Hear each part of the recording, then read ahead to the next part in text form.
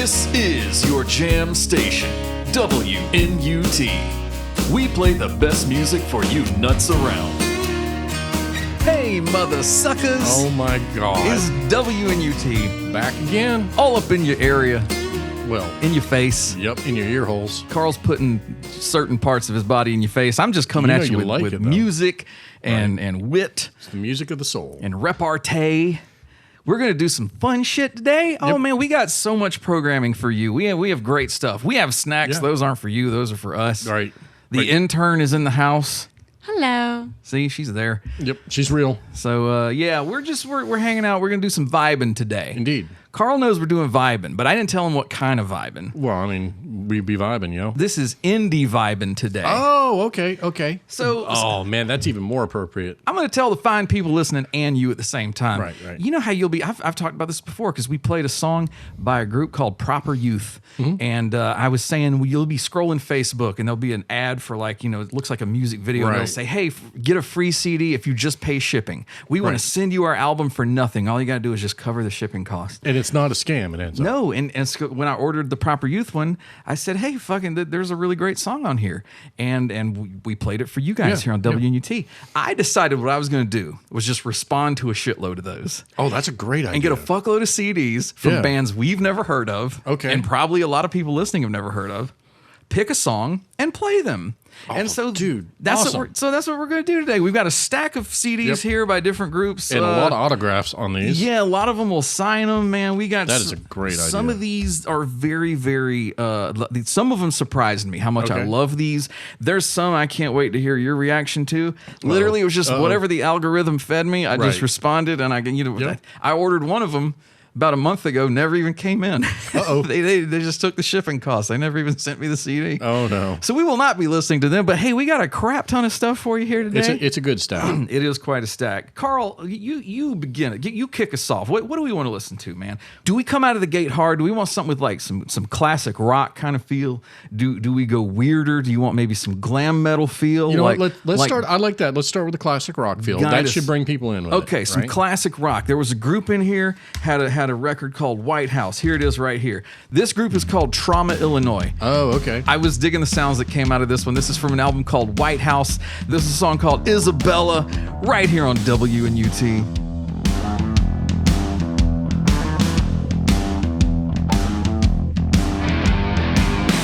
Hold on, the day slipped away, the day slipped away.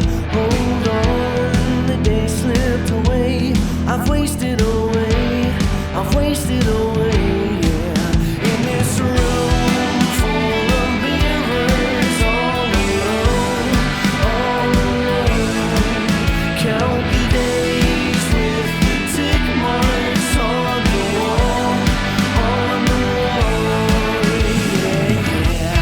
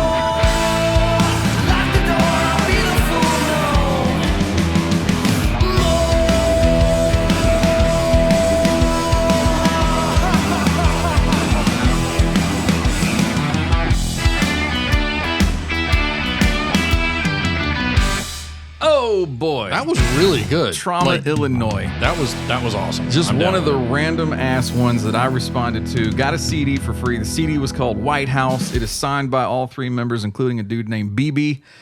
And that was Isabella from Trauma, Illinois, right there. That was really good. We kind of have a loose sort of episode today. We don't have a whole lot Right. planned. We're just going to kind of go with the flow. We're going to indie vibe.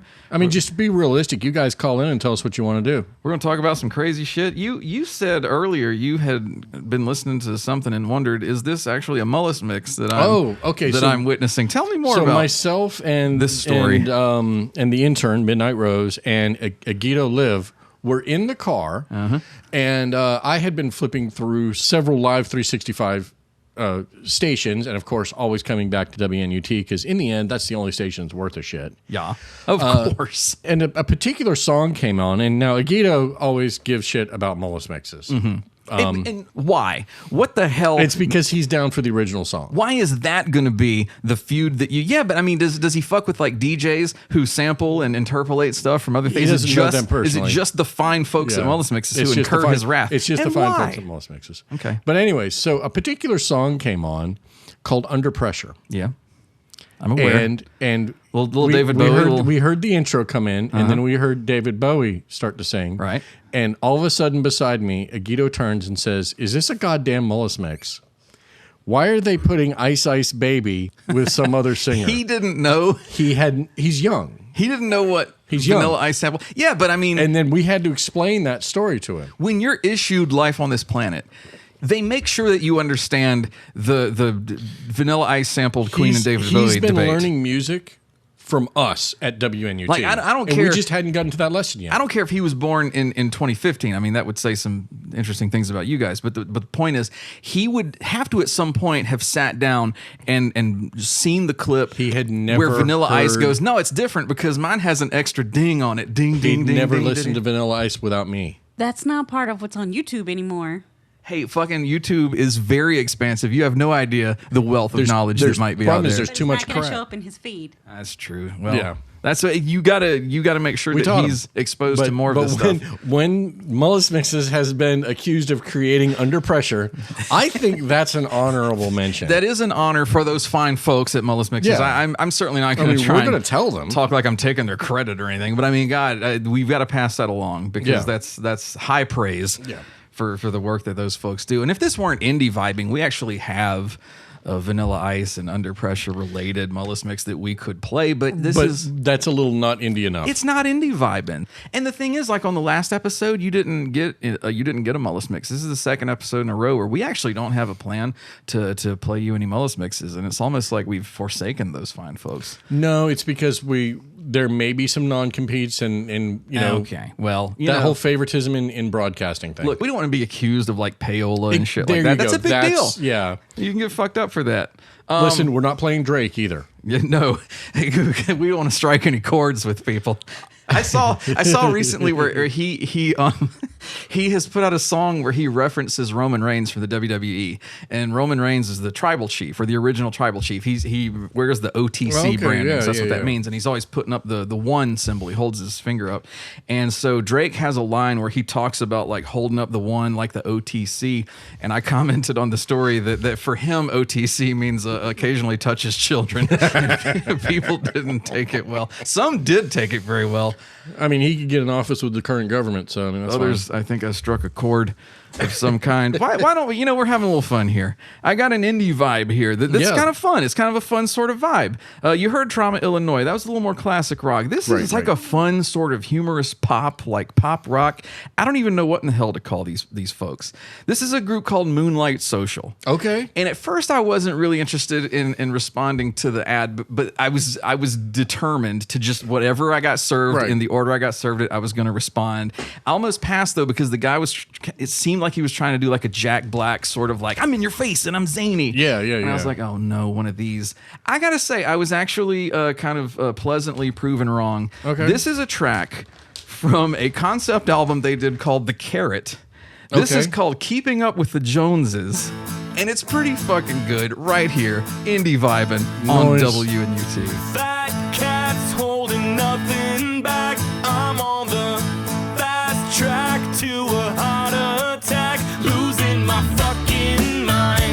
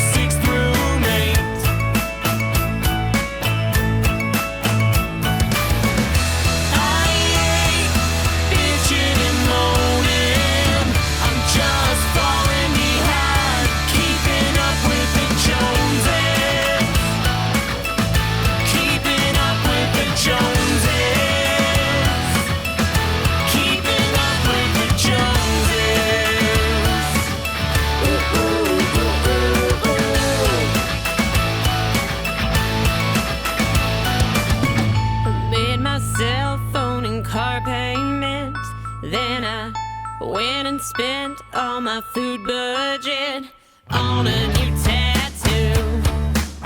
But damn it, it looks cool.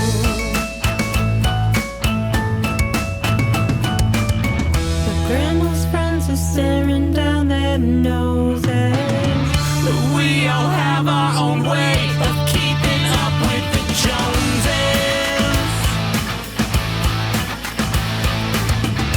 Ain't that the way life goes, yeah? Till the day we die, we're keeping up with the Joneses. Keeping up with the Joneses. Keeping up with the Joneses.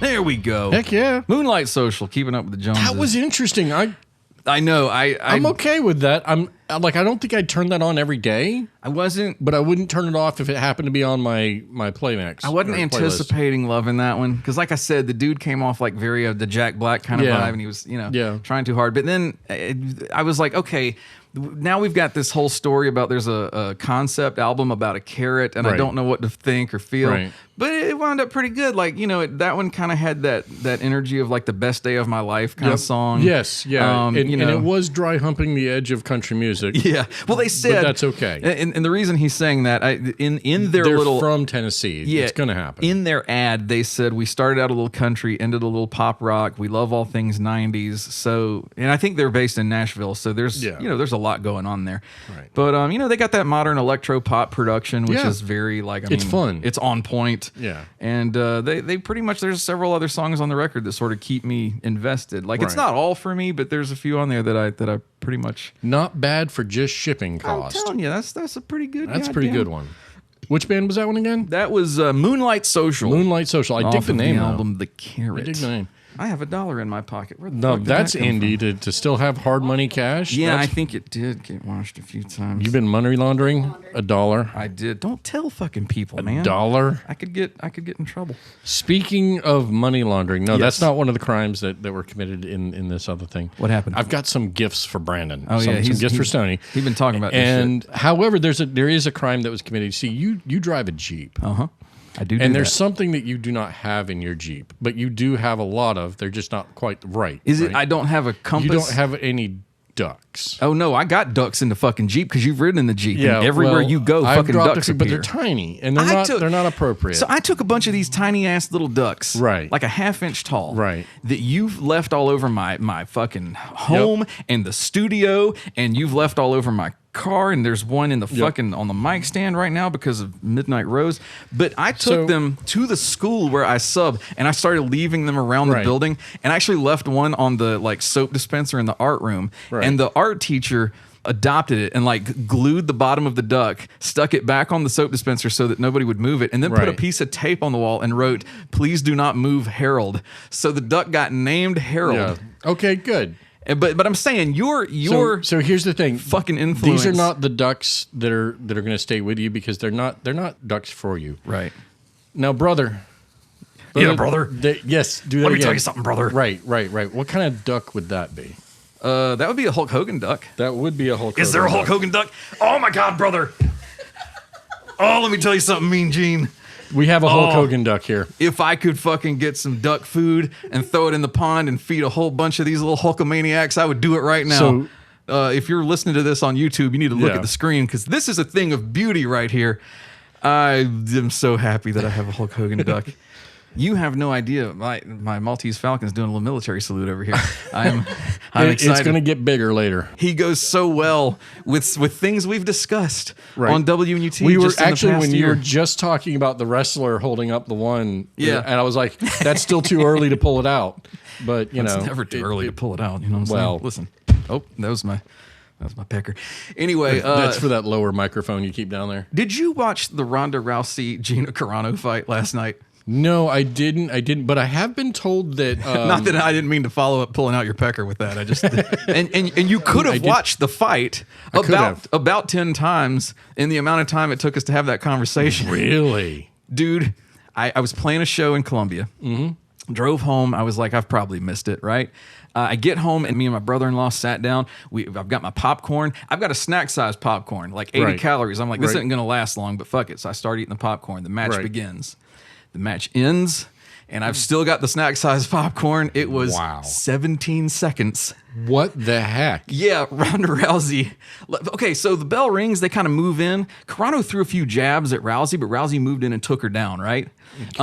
When they go down, like Carano's on her back, she's got Rousey in like a guillotine choke, but Rousey gets out of it pretty quick and throws a couple of shots at Carano's head. Then she moves her left leg around, gets the armbar on. Carano taps. It was 17 seconds. I literally didn't skip a move in the entire match. I just told you the whole match right now. So that's the kind of match for people who aren't sure if they're into this kind of thing, because it's short enough that, you know, you're not going to be like overly offended by people getting hurt. It's the kind of thing that makes me glad that that sort of sporting event moved to like your Netflixes and your Paramount Pluses, because you remember back in the day, people used to order pay-per-views for 50, There'd have been 70 riots. bucks. Yeah. And that was what you would get. You'd get 17 seconds for your money. So yeah, we tend to do, I think on average, we do about 90 minutes on WNUT. We do about an hour and a half show. You could watch the fight 317 times. Nice. During this episode. So we could just kind of have it playing in the its background entirety, during bell the to bell. whole thing. Yeah, if I wanted to get copyright struck, we could do that. Well, we could remix and play it backwards. I think it's time we should indie vibe. What do you feel I like? want to. There's been an album staring at me. Oh, you know what? Okay, this is called Bad Actress. Right. They're the first ones that I responded to. And they're the ones that gave me the idea to do this because I thought you would dig it. I thought you specifically would be into this group. They're like a modern sort of glam metal band. They reminded me of like your Steel Panthers and stuff like that. Okay. And the first track on there is called Don't Look Down. I was like, that's the one right there. So this album is like blood red. Yeah. And it's got a blinged out cassette tape on there that's dripping. It's the EP that basically collects, I don't know, maybe 5 tracks they've done in the last few years. And it is really cool looking. Yeah, the EP is called Good Times. We're in for a good time right now with Don't Look Down right here on WNUT. I don't wanna be perfect, it won't look good on me. I don't want your judgment, I hollow sympathy. Just call me a waster, another hopeless mess. Don't ask me to say sorry for the way I like to dress. Go, go, go, straight to the top. Tell 'em what I did and how I fucked up. I really don't care what you wanna do. I leave right now and forget about you. Don't look down on me. Don't look down, I'm all I wanna be. Mr. Big Shot.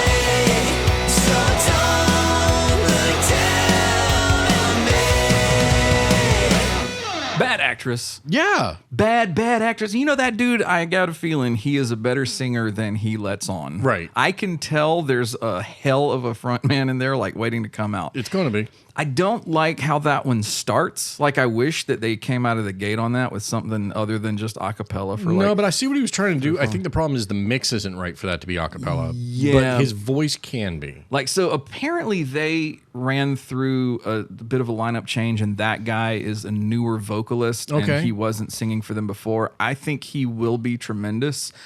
And, like, I can see a lot of where he's going right there in that song. There's a very classic feel to that, and we were actually discussing it during the song, where you would kind of see a band like this on some of the more popular TV shows back in the day, like we were saying Melrose Place, Yeah, and your 90210, Buffy the 90210s. Vampire Slayer. Yeah.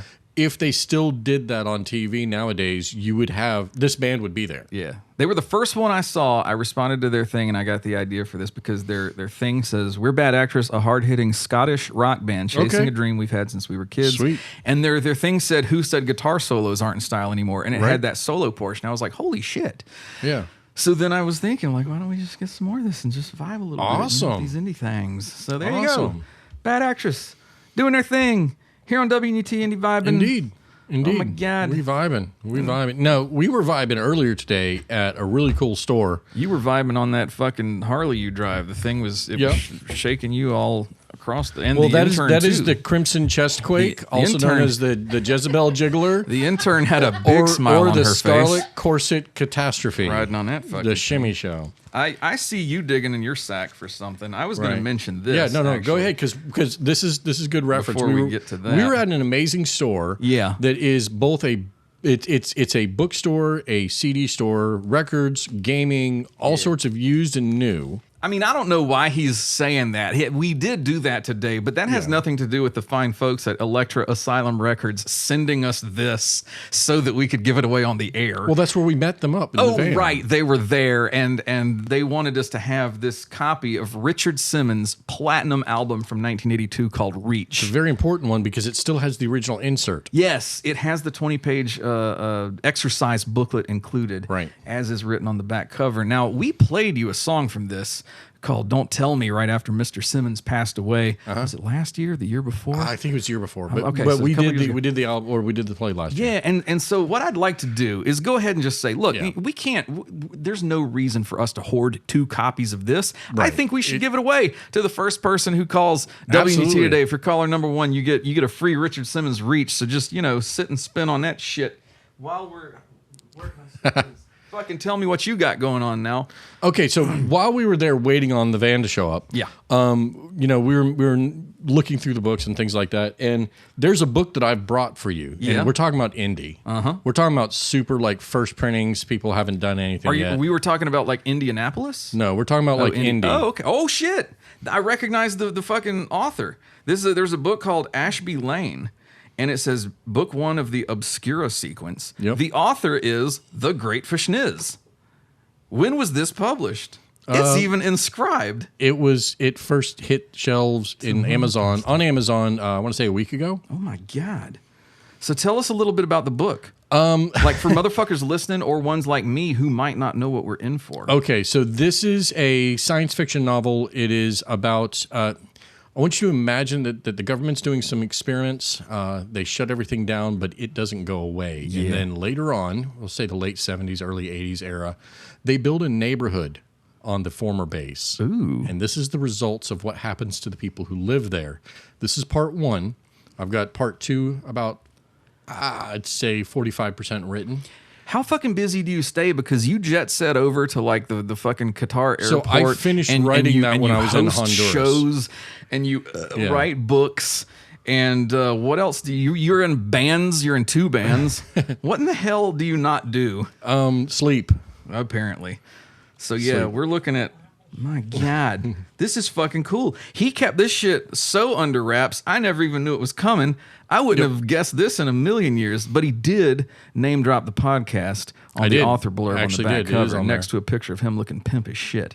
So yeah, motherfuckers, Yep. Why don't So y'all- if you are interested in it, and normally I'm not going to try to sell my own stuff here, but my on God. Amazon for $10 you can get a copy of Ashby Lane. Sell it. In fact, I'll put links and in the then description if of the you- YouTube video. If you have Kindle Plus, you can get it for free. That's fucking great. So I have a Hulk Hogan duck, and I have Ashby Lane book Autographed one. and dedicated to Yeah, you. and inscribed from my homeboy, the great Fishin' is.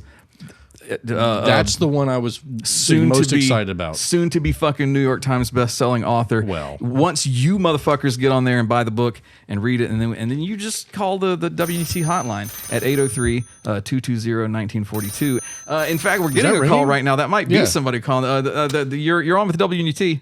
Hey guys, it's Captain Destructo. I got a quick Oh question. my God! for Hey, you. Captain Holy Destructo! crap! Holy shit! Good thing you called Man, because we yeah. have got you just won a copy of Richard Simmons' hey, It whoa, is whoa, whoa, such a hold great on. album. Oh my God! Hold for so Commander proud of Weber. you. We're going to send Yeah. the call into the office. We're going to get that. We're going to get that address. We're going to send that right out to you. Oh, yes. Before you know it, you're going to be rocking to Richard Simmons. Thank you so much for giving us a call. Prepare your taint, my friend. Oh my God! Yeah. Among other things, and I'm not going to ask Carl Wow. too many questions, but hey, It's the stretching. while he's getting ready to vibe, we should vibe too. Yeah, we definitely should. I got a stack of vibes right here, and there's Right. one on top called Max Boost and the Power Ups. Yep, and that old boy is doing one hell of a jump there with that guitar. Yeah, he is straight up in like the Shawn Michaels pose from back in the day, when he'd get in the ring. I know you remember what I'm talking about. I do know that one. That's a famous enough wrestler that I know who it was. So what I thought was cool about his ad was he said something along the lines of, "Oh, you listen to everything, right? How about," and I think he called it unhinged indie swamp funk. I'm down. Yeah, so this is Max Boost and the Power Ups right here with a song called Graveyard Dirt on WNUT. I was contemplating this mortal coil, looking for some peace in a world in turmoil, trying to find pleasure in a life of toil, for I'm pushing up daisies from a graveyard soil. And when the reaper comes to take my soul, tell it undertaker, start digging that hole. Where I go next, shorty, I don't know, but I won't need this body no more. Come on.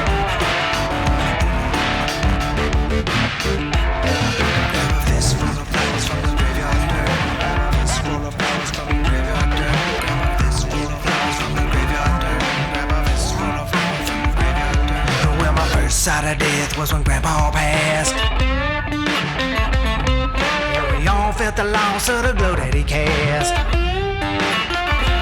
Oh, we'd honor his memory, doing like he asked.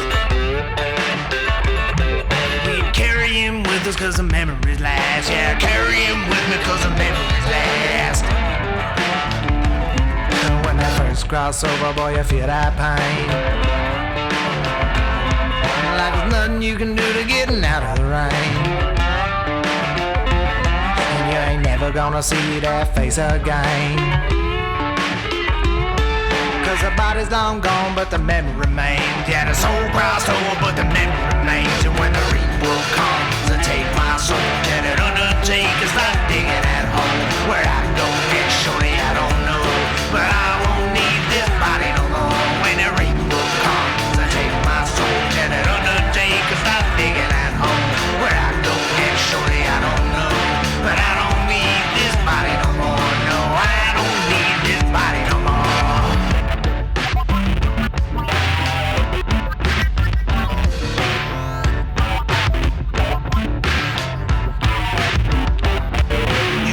Your advantage to secure your place and do whatever it takes to get ahead in the race. No matter how much money and power you chase, whatever you amass will be erased. No matter how many problems you avert, not a one of us escapes this world unhurt.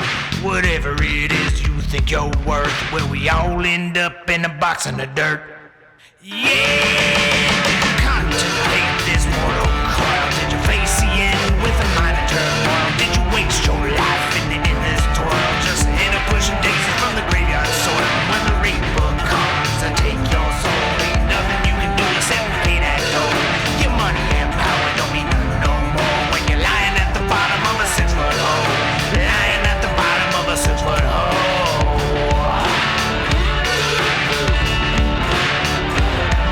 Get a fistful of flowers from a graveyard dirt. Get a fistful of flowers from the graveyard dirt. A fistful of flowers from the graveyard dirt. Just a fistful of flowers from the graveyard dirt. Yeah.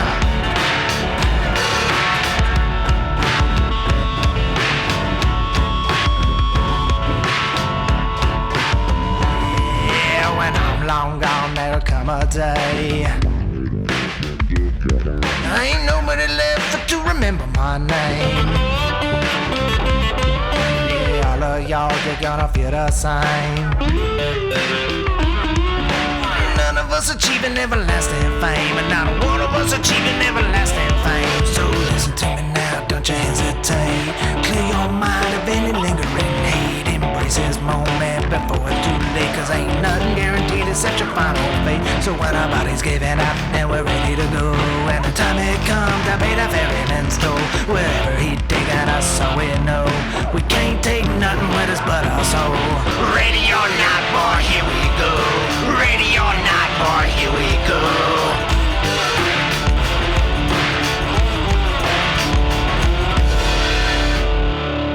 That was Max Boost and the Power-Ups. That has got to be a video game reference. With unhinged indie swamp funk, that was Graveyard Dirt. I'm down with that, man. Yeah, like during that song, the intern said it was taking her back to the True Blood days, which of course took place down the Bayou. Yep. But you know what? I figured we'd do.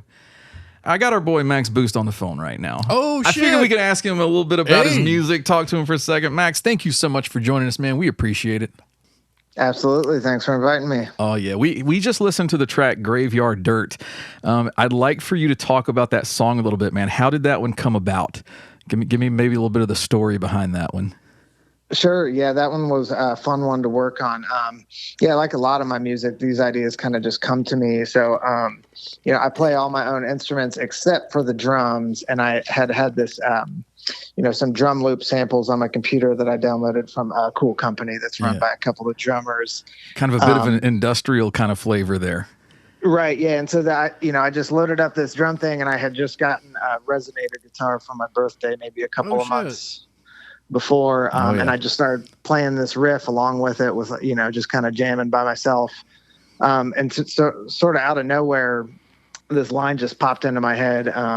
When the Reaper comes to take my soul, tell the Undertaker to start digging that hole. And the name of the drum samples were actually like Dirt. And I was like, I'll call this song Graveyard Dirt. And then I just kind of went away with it from there. People wouldn't understand how sometimes the universe puts something like that in front of you, man. Like you'll be working on something and you'll kind of have part of the inspiration. You'll need another piece and it'll just come from somewhere unexpected like that. That's really cool. On Facebook, you describe your music as, quote, unhinged indie swamp funk, unquote. I'm just gonna try and play psychic, and I'm gonna guess some of your influences. Tell me how wrong or right I might be. I hear a little Dr. John in there. Am I right? Yeah. Yeah, for sure. I get that all the time. I'm a big fan of his music. Didn't necessarily grow up listening to it, but I started listening to it a lot more later. And I think something about my natural voice is similar to his vocals. Well, I definitely felt some Primus in those bass lines. I mean, absolutely. As a bassist myself. Primus is my number one favorite band, and that's my biggest influence. Oh my God. And of course, I love those guys. Even the Sausage record, it's so good. I can definitely hear those on Is What It Is from the upcoming album that you've got. And that one might be my most Primus-y song, I think. Yeah. And you talked about being a multi-instrumentalist. You play every instrument on these songs. What are some of the rewards and also some of the challenges of kind of being set up that way as a musician? Yeah, I mean, it's, I definitely owe a lot to my years, being just like a performing musician. But, I would say, like, I'm not really like a virtuoso necessarily on any of the instruments. I'm pretty proficient on a lot of them. But, one of the things I've tried to do is just kind of embrace my limitations of what I can do. And that's what's really helped me to find my sound. Sometimes like people that are just electronic musicians, or especially people that are, using AI and stuff like that, it's like you just have this infinite range of things at your fingertips. Yeah. And then so how do you find a style if you can do anything? And so for me, it's just been about like, I will do what I can on my instruments, and I just, I spend time trying to figure out how to make parts interesting and how to, like being a bass player or a rhythm section member in bands, it's, understanding that like the bass line or whatever instrument I'm playing doesn't have to be like the biggest, flashiest thing. It needs to serve the song. And so I've just tried to find a way to take that all together. And, I'm playing all of the instruments, so I don't feel like, I need to like overplay on any of them. Right. Right.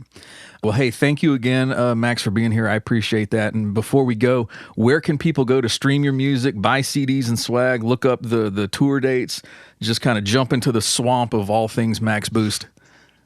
Right. Yeah. The best place is to just head on over to my website, maxboostandthepowerups.com. Or if you just type Max Boost and the Power Ups in Google, I'll probably be the only thing that comes up. Search that term on any of the streaming sites. Nice. But yeah, I just want to let people know, from my website, I do have merch available. I still believe in physical media, and you can even get a free CD if you sign up for my email list, or if that's not your thing, you can just sign up for my email list and get free unreleased music. All right, man. I'll let you know about all the new things I have coming up. I always share my music with my fans on my list before it comes out, including my upcoming album, which will be my 4th studio album titled Flawed by Design. Y'all can hear some of that before it's officially out to the public if you sign up. Very cool, man. Well, thank you again for being here. We appreciate you taking the time, and we are definitely going to keep the Swamp Boogie vibing here on WNUT. For sure. Thanks a lot, and thanks so much for keeping indie rock alive on the radio station here. Absolutely, man. So that was Max Boost, man. If you dug it, hey, go, all the places. Cool dude. Check out all the places. Go to his links, man. Find some things. Stream some stuff on Spotify. Right. And, I've been seeing something on social media a lot lately. This has been popping up. I actually been seeing this for a few months. I was seeing this before we did our last episode, but for whatever reason, it just didn't strike me as something to talk about until now because I'm still seeing it. It's not going away. And that is the theory that apparently, according to Billy Corgan of the Smashing Pumpkins, he claims that in the late 1990s, the CIA ordered record labels to kill rock and roll so that hip-hop could take its place. He says that the orders came from the government. They said for record labels to de-emphasize rock and roll. And do you have thoughts? What would be the motivation? That is the dumbest shit I've ever heard in my life. I keep seeing this. If there's anybody who's going to get this, if the CIA is going to call in to record labels and be like, listen, I need you to quit doing something, they're going to shut down hip-hop and rap. Over and over, I have seen this. And his claim is that, I don't know if the record labels decided rap was just the natural thing to replace it with. Rap was making more money. It's all about the dollar. Well, rap was making more money, but for me, if this conspiracy theory is going to hold any water, it's not going to be the CIA. It's not going to be the government coming to all these major labels at the time. It's literally going to be very simple sales. We still had a shitload of labels. They hadn't all been bought and moved under the roofs of 2 different labels at this point. So in my opinion, it's going to be like the labels themselves decide okay, rock has had its day. We're going to make the new genre and the new superstars. Yeah. But he's not saying that. He's saying that it came from the government. Yeah, that the government. Everything has to be a conspiracy. The U.S. government can rewrite the rules for what's happening in Europe. Yeah, and in South America. No, this happened organically. But my thing is, rock and roll was still printing money. Yeah. In the 90s. I don't know when he purports this happened, but you had either in the mid-90s, you had Oasis and the post-grunge of the Bushes and all that stuff. That gave way to your Korns and Limp Bizkits and your new metal wave. Right. Yep. So you had all that stuff starting to go down.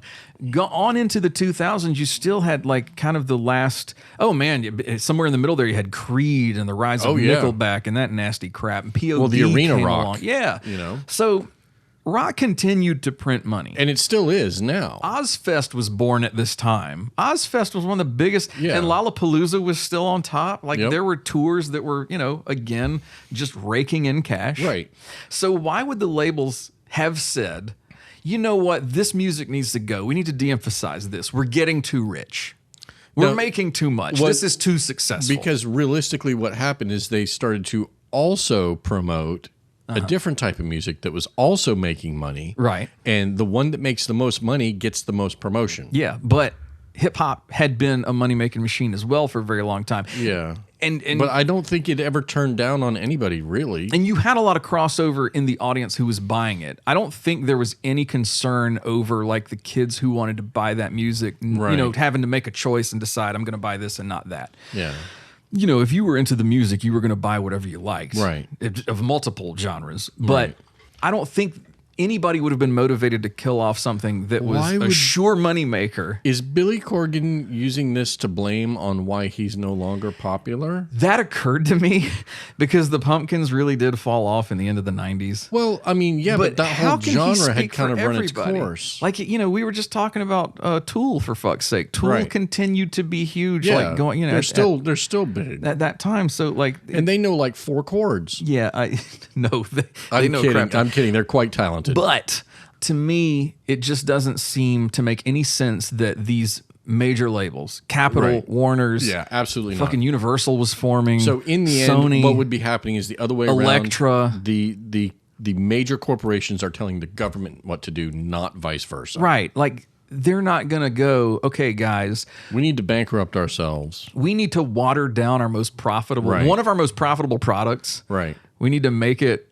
stop being profitable. Right. I hate having all this pesky revenue around. The reason MTV stopped showing music videos wasn't because they wanted to stop making money. It's because they had to keep making money. Well, no, they stopped showing music videos because they were putting on too much road rules and fucking because people were real watching world and soon to be 18 and pregnant or 16 and pregnant, whatever that was. But when it comes down to it, ratings, man, it's all about what the investors and the dollar. And kids today, kids who are teenagers are mining the 1990s for their rock gods. Oh, yeah. So why would they still be going back to the decade that apparently this stuff started to fall off, or we started to kill it, or we started to de-emphasize? Right. Like, that's where they're going to find, like, the icons of the genre still. Right. There's some great new music still coming out now. Yeah. Now your rock and roll, like your icons today are not what they were then, but that has so much more to do with how we distribute and make revenue on this music. It has nothing to do, like, I mean, after streaming, my God, we had to find a way to continue a music industry. It's going into live shows now. Yeah, and that was not the choice of any of these major labels. They didn't have a say anymore. Right. Basically, the artists had to figure out, how do we continue to survive and how do we continue to exist and get in front of people. And that's, you know, a lot of the folks that we're playing today. They're doing it like this. They're offering their albums up. They're going live. Well, you know, hey, look, we've been jabbering long enough. Granted, some of that was one of our indie folks who we're vibing with. Yeah. But I mean, we'd be remiss to have an episode of Indie Vibing and not keep indie vibing. So what do you say? We just go fucking straight on, like, hard, pedal to the metal, knock these people's nut bags right off their bodies. Yep. Just you know, rip off their faces and shit Send down the their scrotum necks. through the modem.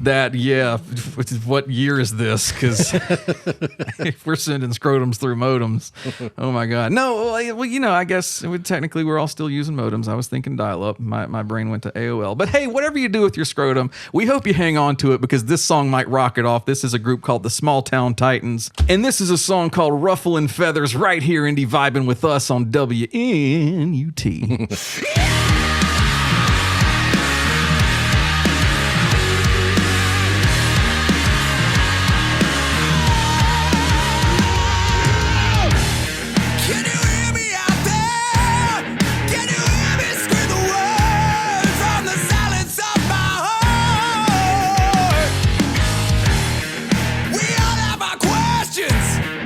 But we have no answers, and it's tearing us all apart.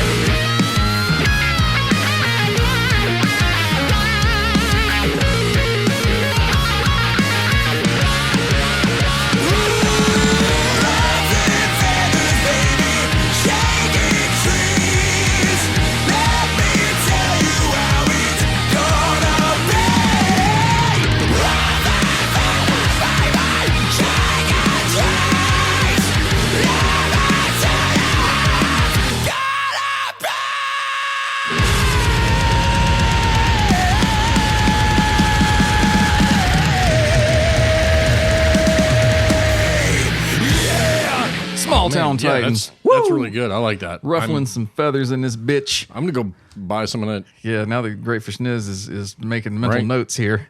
Got it, and the intern got a little flushed with something. Yep. They're my favorite.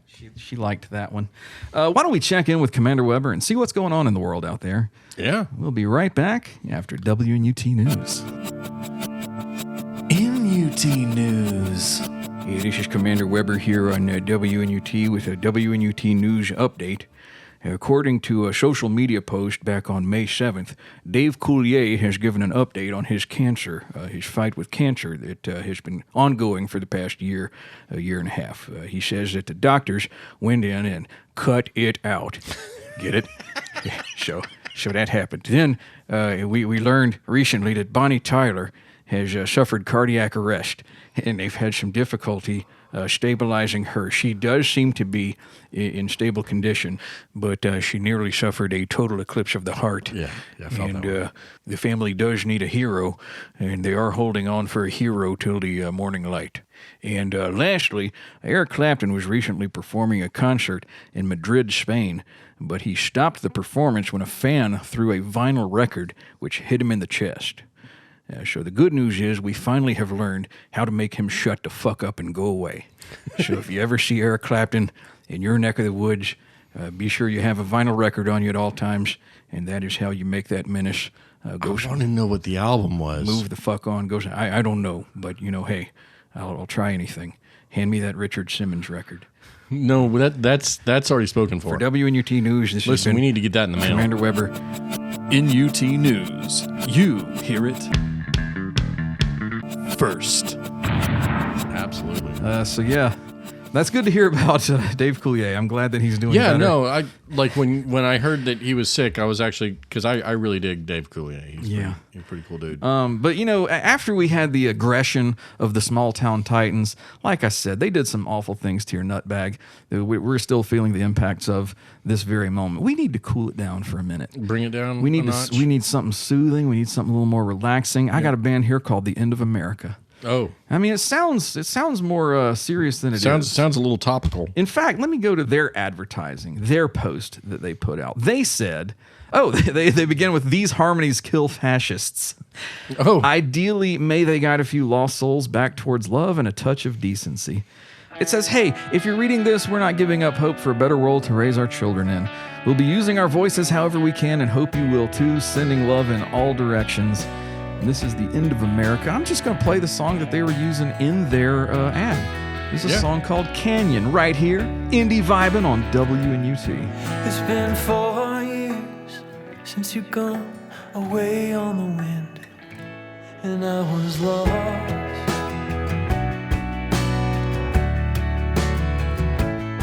We both had that dream, I'm still chasing mine. I didn't see it coming when you ran out of time. And that was some kind of blues.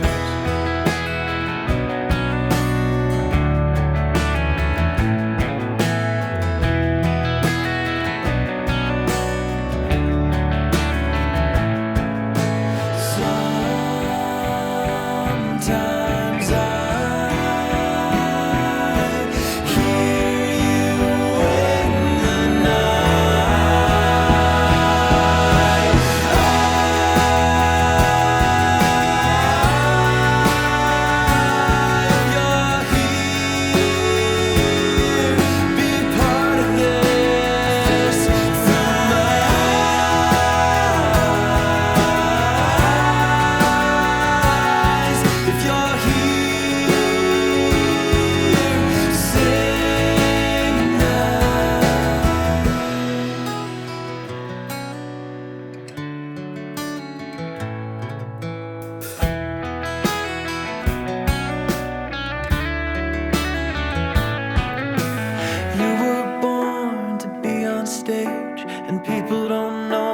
missing these days.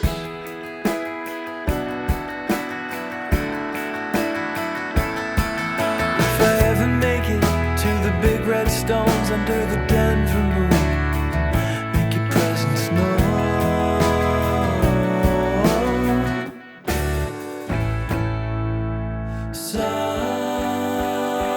Sometimes I hear you in the night.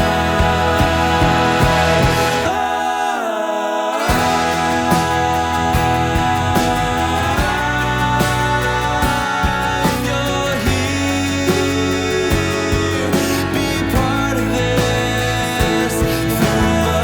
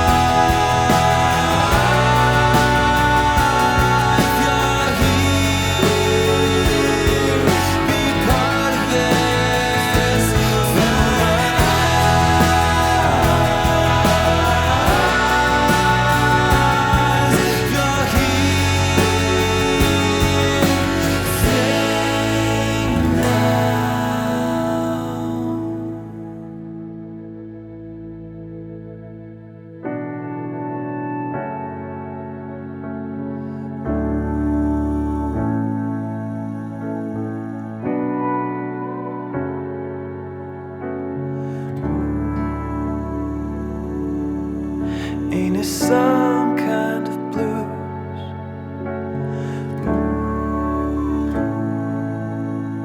Ain't it some kind of blues?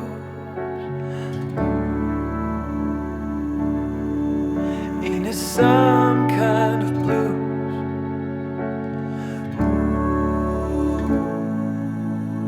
Ain't it some?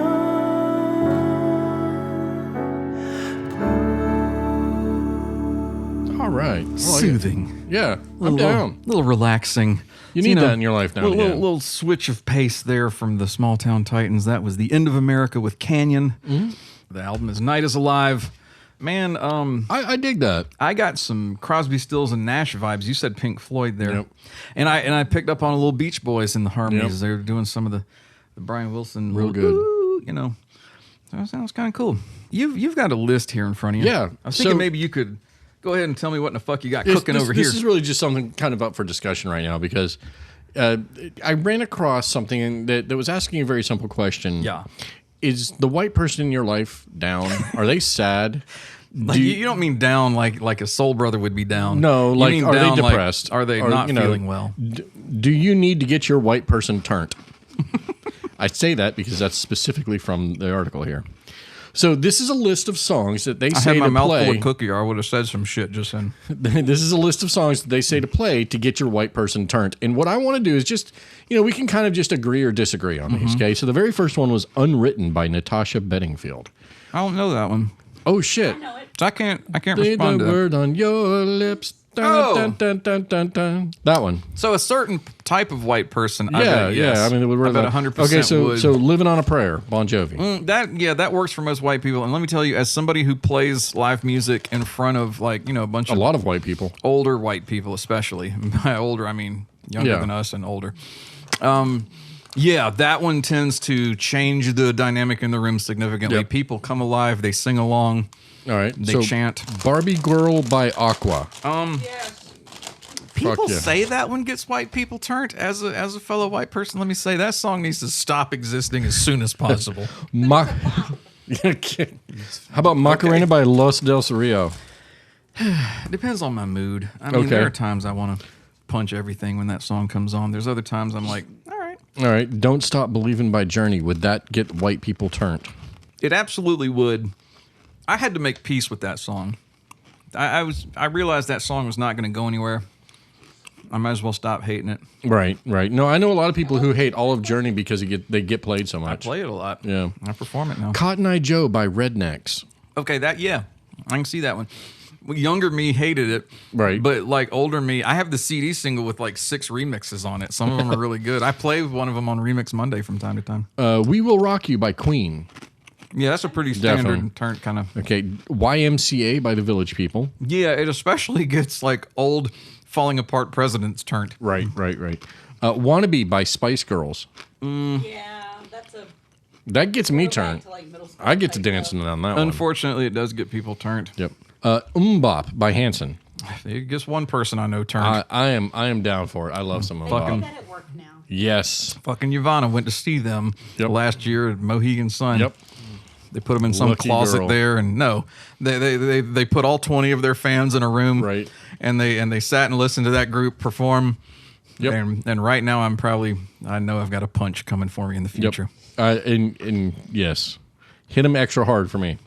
All right, Everybody, also known as Backstreet's Back by the Backstreet Boys. No, I am down for that. I'm down for some Backstreet Boys. the fucking The metalhead is down. No, for listen, this. the authentic music lover in me cannot give it up to any of that Lou Pearlman nonsense from the late 90s and early 2000s. I think this next one he might be agreeing with. Ice Ice Baby by Mr. Vanilla Ice. That's one of the fucking fundamentals of music right there. Right. And here again, Eye of the Tiger by Survivor. Yeah, that's decent. Okay, All Star by Smash Mouth.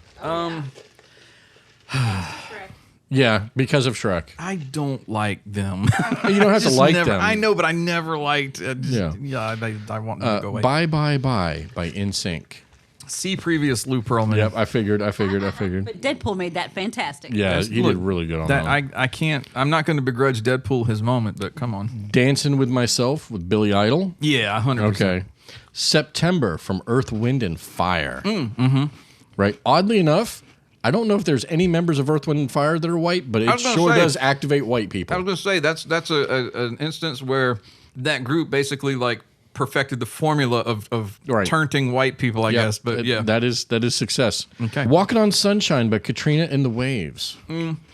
back in elementary school, they would play that in gym class. It got me turned when I was like 7. Yeah. I don't know that it would work the same way today, but it certainly did when we did the parachute thing in gym class. What about Hey Soul Sister from Train? No? No, You're not in down with fact, that one? I never realized how horrible the lyrics to that song were until somebody recommended that I like learn it to perform it, which I tried to do once, and I realized there's a line where he says something about just some emotion bursting from his untrimmed chest, and I was like, who didn't sit this man down and say, no, go back, take your pen, scratch that shit out and try again. This is awful. All right, you do not say this to people. So we'll go to something a little bit more formulaic here. Dancing Queen by ABBA. Only if it comes in the form of the jams with the Queen and I. That's an amazing song, and ABBA sued them to have that removed from the market. Can't Stop the Feeling. Justin Timberlake. No, see, previous Lou Pearlman. Okay. Well, he's independent. I He's outside understand of that, but he came from that bullshit. Okay, Country Roads by John Denver. Yeah, that definitely does it. I had no idea how much until I started performing that. Right. The one that I want with John Travolta and Olivia Newton-John. No, that song needs to fucking stop existing. Somebody needs to confiscate that from like the canon of American music forever. Okay. It needs to not happen. Karma Chameleon from the Culture Club. Here's the thing. I don't believe people actually listen to this song because they'll hear the hook, right? And nobody knows any of the lyrics. I can go with that theory because I don't think that song ever was popular, but people will reference it like they like it. And I'm like, I don't think they've actually listened to it. It's like Rock Down to Electric Avenue. There came a time in the 2000s where I started hearing people talk about that song. Yep. And not that I never knew that song existed, but I and everybody else I knew was oblivious to that song. We just didn't give a shit about it. Nobody cared about that just song. there. And then suddenly people cared. Yep. Born in the USA by Bruce Springsteen. Definitely. Okay. And it especially turns people who are trying to have a chest beating bravado with that song and they don't realize it's the opposite of what they think it is. Absolutely. Take On Me by Aha. Yeah. especially like I'm not saying it didn't work in the 80s and 90s, but like the turnometer got cranked up especially high in the last like 15 years. Yeah, a lot of that had to do with the original video because it was so unique. Yeah, you know, but with then MTV and everything else. Aha did like Unplugged or something several years back, and they that brought it went back. viral. Yep. And people were just like, "Oh, this song is Smart people. Yeah. so beautiful." Tub Thumpin' by Chumbawamba. Unfortunately, yes, but that's another one that needs to be confiscated. Come On Eileen with Dexy's Midnight Runners. Here's the thing: did anybody ask Eileen what she thought about Yes. that? Like, Absolutely, did yes. she consent? It's well documented. Did she consent to No, being? she is angry as hell Come about on. So people it. She just hates that they wrote that song. people just came on Eileen and didn't ask her if it was okay. Like she's covered in skeet. That is not consensualist. I know. Speaking of So Summer of just based 69 on by what Bryan Adams. Just based on what we've learned since #MeToo, Come On Eileen shouldn't be allowed. Okay. Summer of 69 by Bryan Adams. Yes, especially if you're 69ing all summer. I feel like that's a Right. good way to spend your summer. So- and that's far better than the Come On Eileen. There's no Shakira on that. No, there is no Shakira on that. Also, The one with Danzig is especially turnable. But there are a lot of songs that just activate white people. So And I if you had have a things sad to white say. person and you can't get them activated, All right. get them turned, it's on you. All right, Carl, for this next indie vibe, what we're going to do, Yeah. I'm setting up a gong right next Okay. to Carl. Here's a mallet. I want you to take this. At the point where you can't got listen some weight to it. Yeah, when you can't listen to this anymore, strike that gong. Okay. That's all I'm going to say. Here we go, indie vibing with WNUT. Listen up now, I'm gonna tell you a little story. Humpty Dumpty sat on a wall, and Humpty Dumpty had a great fall. Lately he been getting lies mixed up with the truth. You got a mallet. Okay, no. That was a song The hell? called Fingers in the Frosting by an artist. Where is he? Right here. The Bailiff Sings. Oh my God. This Wait, is real. Is that like all of his music's like that, or is that one fuck around song? Kind of, yeah. I'm torn on the Bailiff Sings. As an independent artist, I don't want to just play a song and take a dump on any of these artists or the shit they're doing, you know? That's not why I'm doing indie vibing. Like, if we're going to be... Right, so, but I was trying to think of it, if I was a fan of country, I would still have hit that gong. I don't even know if that was country. What the hell? So this guy is That was apparently- Western. He apparently actually is a bailiff. I think he's up in Canada, but he works as a bailiff. He put out, I don't even know his real name. His artist name is The Bailiff Sings. That's not the name of the album. The name of the album is My Dog, and that song was called Fingers in the Frosting. That's how he sings. No, like the rest of that album is him kind of singing like that, which there's a part of me that's like, hey, good on you, man. You had this dream. You wanted to go put an album absolutely, out. You made it absolutely. happen. But man, Not for me. like I said, I was responding to anything that came across my Yeah, feed. That one's going to be a no. And that came across my feed. So why don't we actually, instead of doing that, I'm going to take you to one that kind of gave me a little flashback to some stuff like Dizzy Miss Lizzy. This shit. is one called Basement Alchemy. And let me tell you, I am a fan of Basement Alchemy now. I hope that you will be too. This is off the album In Spirals. This is the Heads version of In Spirals with All the Days We're Drowning right here, Indie Vibin' on WNUT.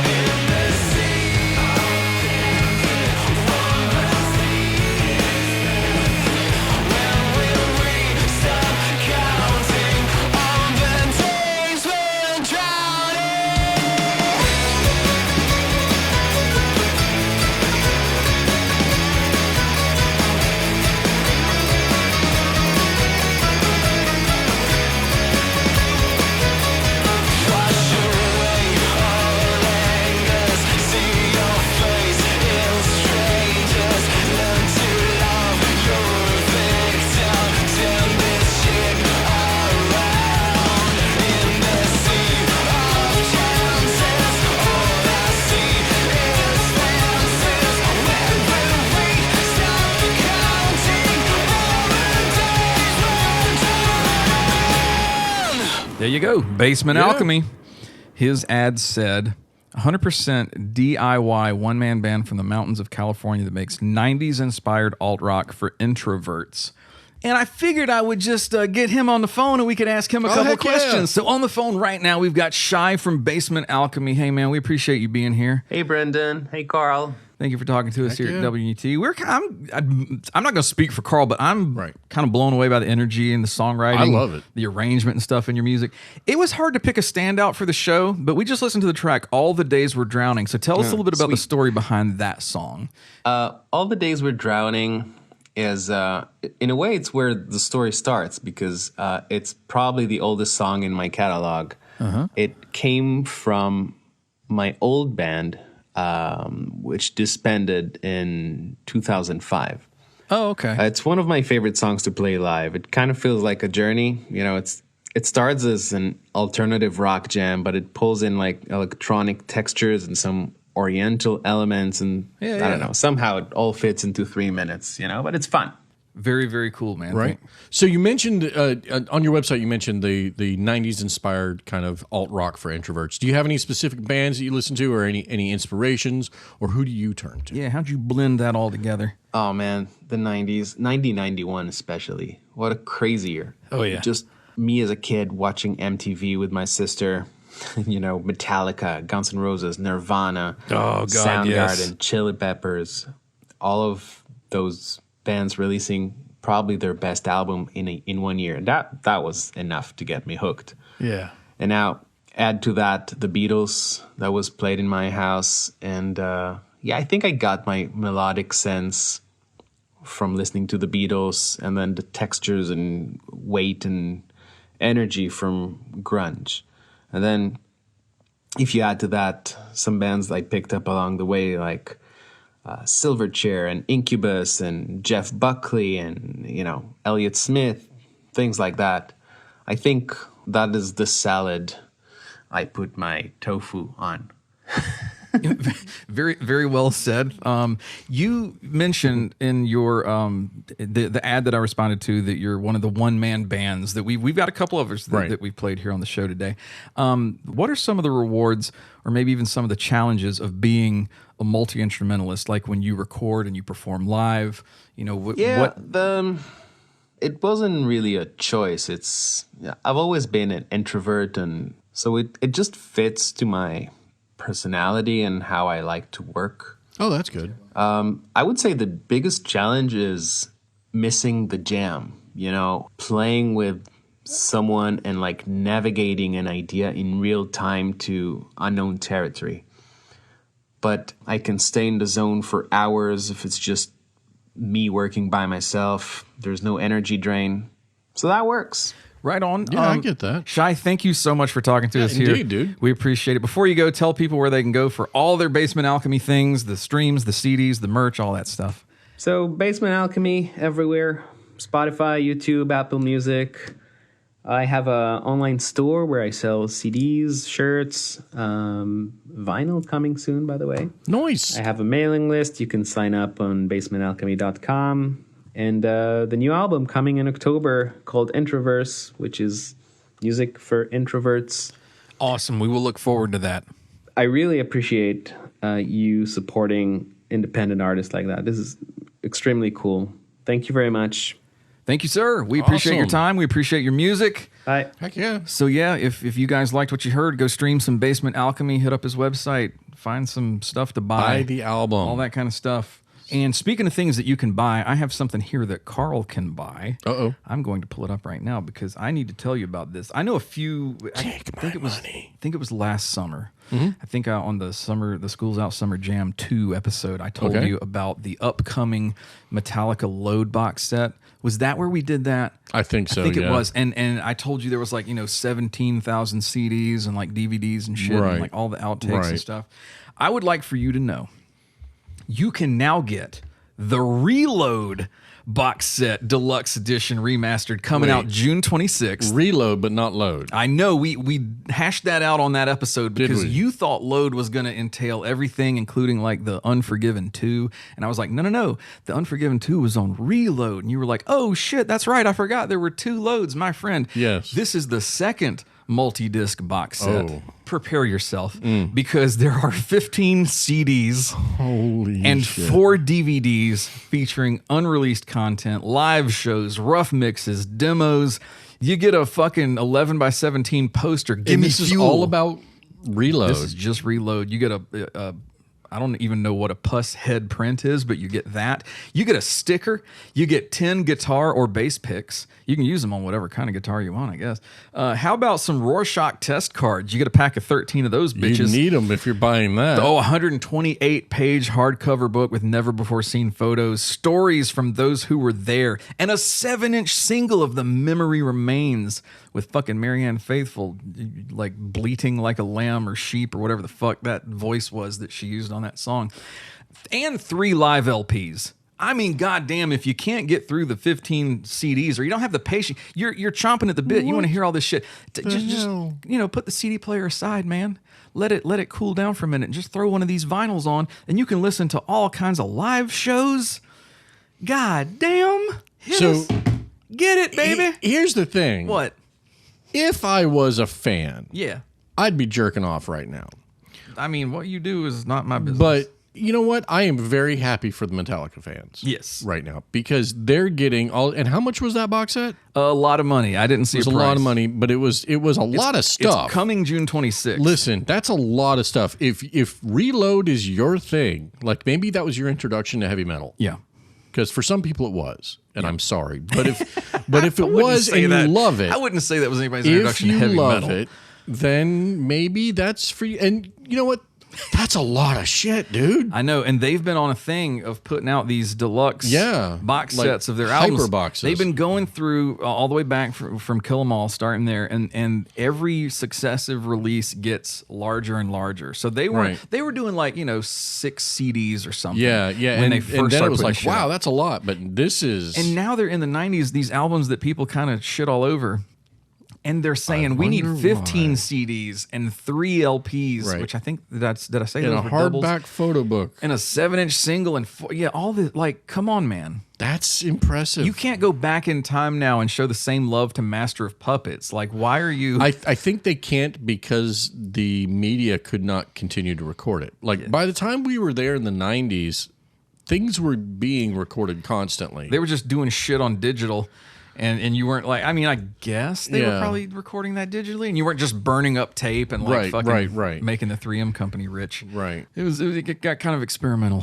And speaking of experimental, I got a group here, Indie Vibin' today on WNUT that I think the jazz band actually might be interested in this one. This is a little progressive rock. It's a little kind of jazzy infused progressive rock. This is a group called the Galactic Cowboy Orchestra. What their ad said was, if you're into music that takes risks and don't mind covering the $5 shipping, we'll send you our Downbeat-nominated album Earthlift on CD. We're Galactic Cowboy Orchestra, a prog rock band with jazz fusion tendencies. Ooh. Earthlift is the album that helped define our sound. Like to hear it? Here it go. This is Galactic Cowboy Orchestra. Nice. Right here on WNUT. Great album cover, too.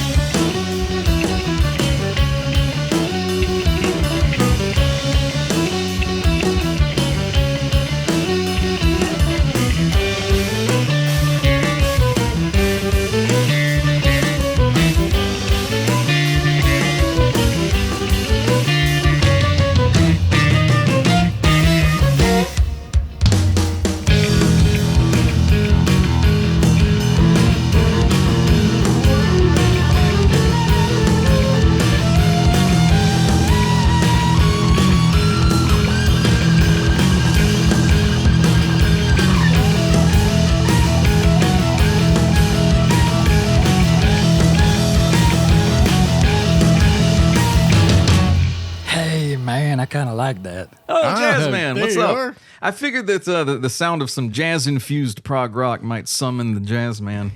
What'd you think of that song? I mean, it's a little rock for my taste, but hey, I could definitely detect some swing in that bitch. And I might just go ahead and steal this CD right here. So when I do my WJAZ, I have it on hand. All right. I mean, you can have it if you like. Well, good, because I'm going to definitely do some swinging to these bad boys and girls. Feel free to use that. I've actually got John and Lisi from Galactic Cowboy Orchestra on the line, so we could ask them some questions about the music, sweet. and I figured I'd check in with them. How's it going, guys? Hey, Brandon. Pretty good. How are you? Good. Thank you guys for being here. So, Earth Lift was a bit of a defining release for you guys. I understand that the process of making that album just about never made it through to the end. What was it like to push through that struggle, as you were trying to kind of find what this was going to be, and to see the response once you came out of the other side of it all? Oh, it's a very good question. Well, thanks. It was tough. It was tough recording that album, and we did actually. The band almost ended before it was completed. Wow. And we pulled through. We had some heart-to-heart conversations and pulled through. That album has 2 drummers on it. It has Billy Thomas on half of it and Alec Tackman on the other half. And they're both fantastic drummers. When Alec came in, it was great to work with him and brought kind of just a new life to the band. And right. And then we ended up with the Downbeat nomination, both for the album and for the band. That next year, we were nominated for Best Beyond Band and Best Beyond Album. Now, is that something that you wear like a badge of honor to be called Beyond like that? Yeah, well, I mean, it's funny. I mean, there's some obvious jokes that come along with it, like beyond what, all help and all right. Yeah. All that. I think we lost out to David Bowie one year and Steely Dan the next or something. Well, we don't know. I don't know how many people were actually nominated, but right. One of them, So. I mean, those are some heavy hitters to lose to. That couldn't have hurt too bad. No, exactly. Yeah. Right. Lisi, I was reading where you discovered progressive rock in your 20s, and it kind of changed your outlook on music and what music could be. Who would you say had the most impact on you at that time? Definitely Rush. So when I met John, he played me all kinds of different music on our first date. So he played Jethro Tull, King Crimson. We actually were watching live DVDs of all of these bands. Heart, and I grew up listening to Mozart and Vivaldi, Metallica and Guns N' Roses. And yeah. So 'cause already a diverse pool of influences there. But I was never really introduced to progressive music aside from classical. So it kind of honestly, it combines the two. Really. Yeah. Progressive rock music, I would say, combines the heavy metal with classical. Hey, man, while we got you on the phone here, tell me a little bit about that song, Honky Bumblebee. I was kind of wondering how you come up with a song title like that, which I got to say is probably one of my favorite song titles I've ever heard. I think Dan. I'm sure it was Dan. So Dan Neal is, he is from Chattanooga, Tennessee, and he's lived in Minnesota decades, but he still has his Tennessee accent, and we called them Dan Nealisms, like his Southernisms, and he just said he must have been commenting on what the song sounded like, and it sounded like a honky bumblebee.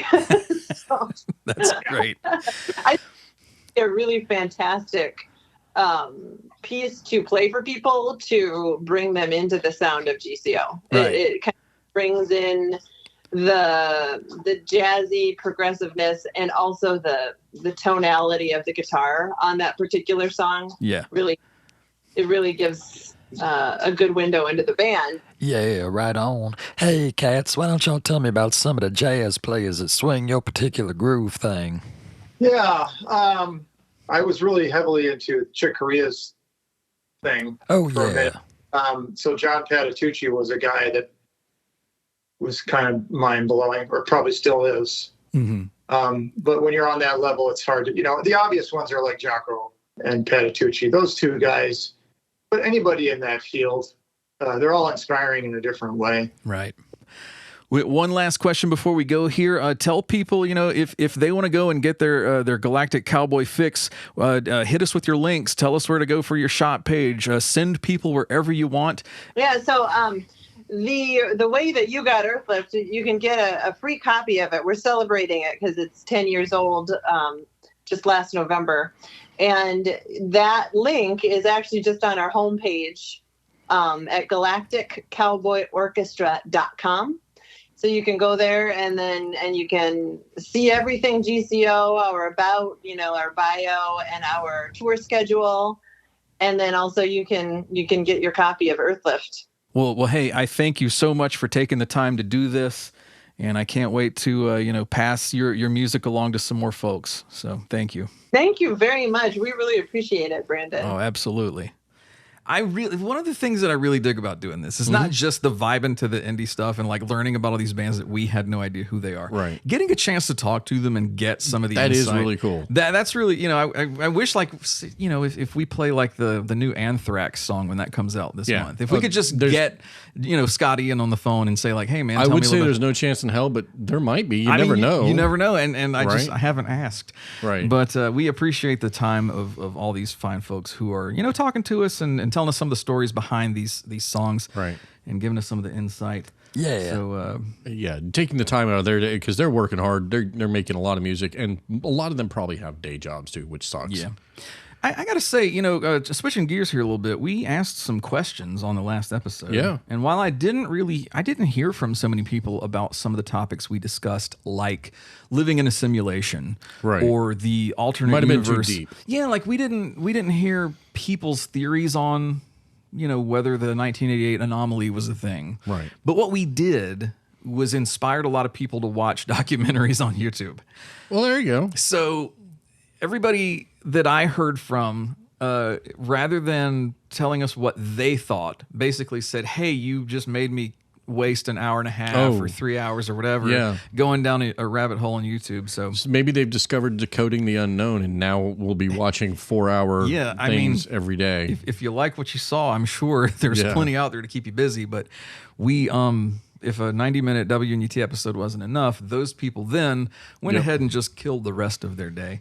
So thank you. Good way to do it, learning though. Yeah, what we did hear about was people who were responding to the Def Leppard question. Oh yeah, yeah. Does it make you an asshole to drum to Def Leppard? With Air both drum hands. with both hands. So one person who did not leave a name responded to the WNUT hotline. They said Def Leppard is the safest music to air drum to in the car because you can keep one hand on the steering wheel. So that's Bingo. something we hadn't thought about. Yeah, keeping yourself safety oriented. That is good perspective. Somebody said something about they were air drumming to Rush. They lost a stick out the window, so they had to switch to Def Leppard. But I can't find that quote. I can't find it now. But what I did find was somebody who said, no, you're not an asshole. Us mere mortals need both arms to keep up with that legend. That's true. So that is good perspective. That's true. And I appreciate all of the fine folks who listen to WNUT letting us know. Yeah. Here's some good music. You can put this on, listen to it. Hopefully it'll motivate you. This is one of my favorites in this stack of folks that we found. I love this one. This is a guy named Keeton Coffman. He's out of Texas. Oh, okay. And Keeton Coffman has a very kind of like, oh my God, it's a blend of so many things. Yeah. There's like old school 70s and 80s rock, but there's like almost synth or synth pop type sounds blended in. Oh, okay. This is very cool. You're going to like it. He actually helped me hand select what song we're going to play. This is Violet from the album Coefficient of Fiction, right here, indie vibing for you motherfuckers.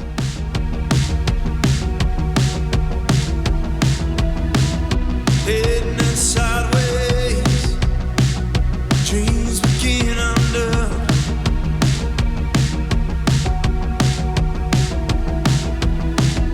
Miles down the byways, knocking roads and broken walls. Lilies dance in the moonlight.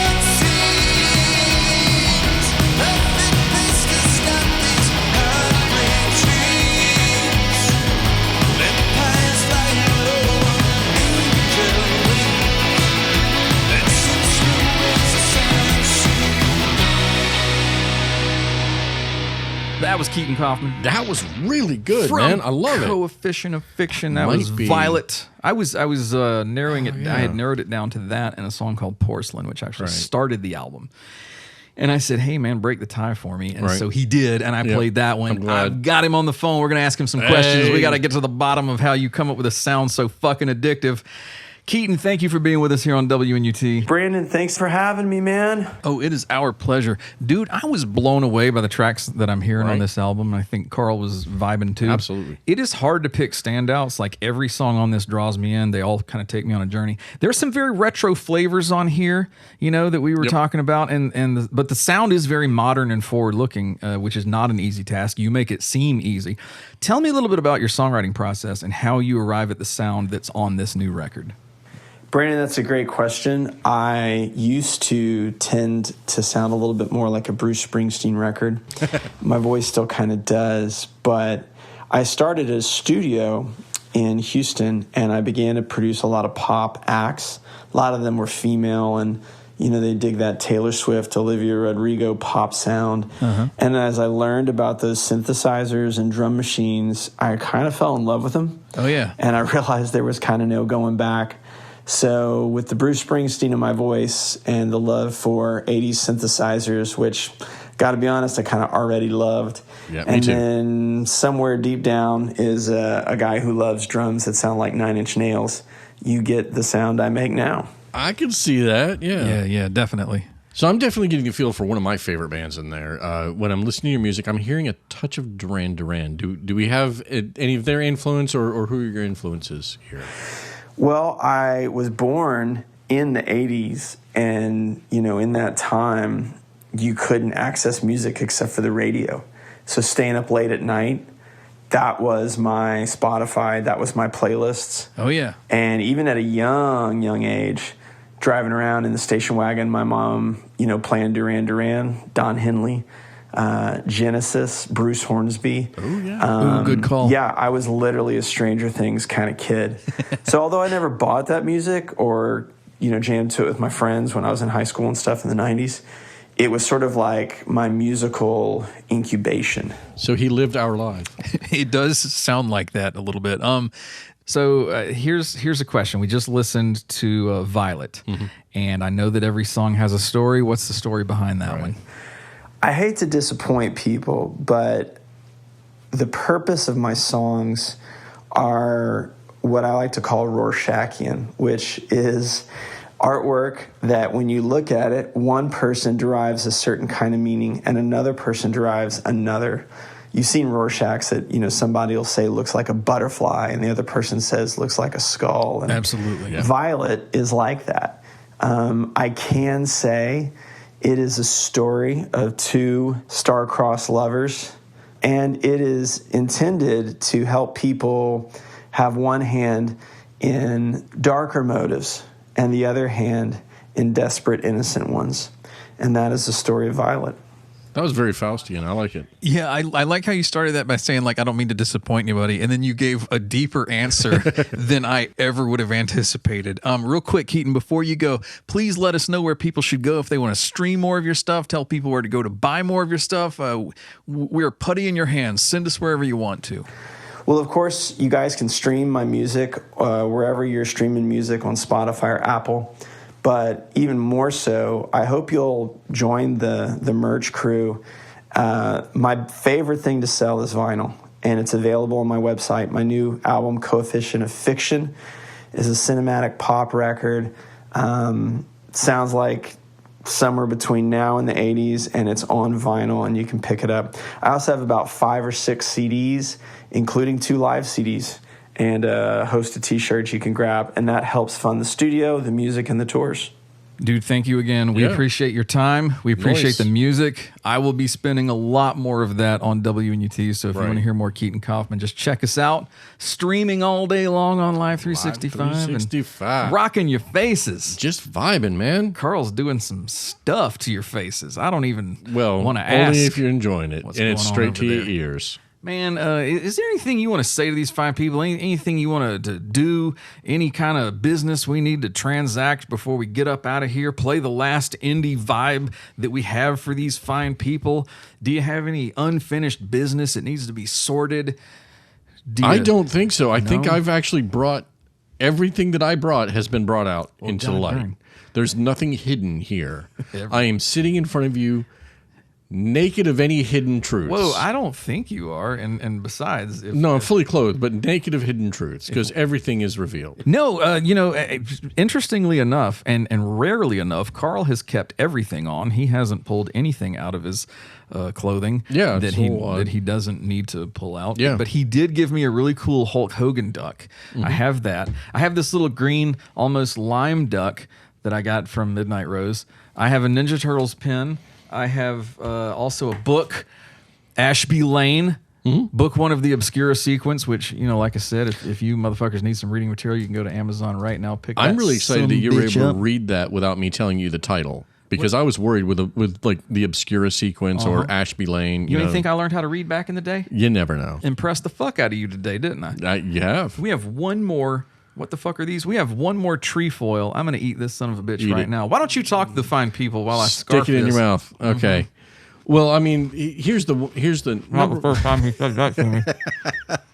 The problem is that I have absolutely nothing of value to add to this anymore, because I don't give a fuck. Keep we talking. have one very amazing vibing to go. Let's take a look here. So I've been sitting here staring at these albums as they, because I didn't know anything about these. He don't know shit until we got here. So I'm staring at The Now, which has a great album cover. It's got the members of the band. They're posing, kind of like they're O.J. Simpson. No, it looks like The Usual Suspects or something. Kind of like The Usual Suspects. Whatever. They're posing in a lineup. The album's called Too Hot to Handle. The ad that they ran for this says, "Get ready for a sonic explosion. Imagine Kasabian and Royal Blood had a baby." I don't know who Kasabian and Royal Blood are, but if they had a baby, the Now is telling you that it would sound like this. We're the result. Join our alt-rock movement that's spreading joy to hundreds of music lovers. This is Too Hot to Handle from the album Too Hot to Handle. That's the title track, my friend. We have been vibing today. Thank you for vibing with us with all these fine indie artists. Join us next time when we do something. It's going to be entertaining. Carl might be clothed. We will see you then. You will only find out by listening. Here we go, bitches! Ow! Simple minds as you rush around. You're gonna pay the bill, so let your mouth spill. Because these cold nights, you better wrap up tight. But when the time comes, you gotta like to learn to live.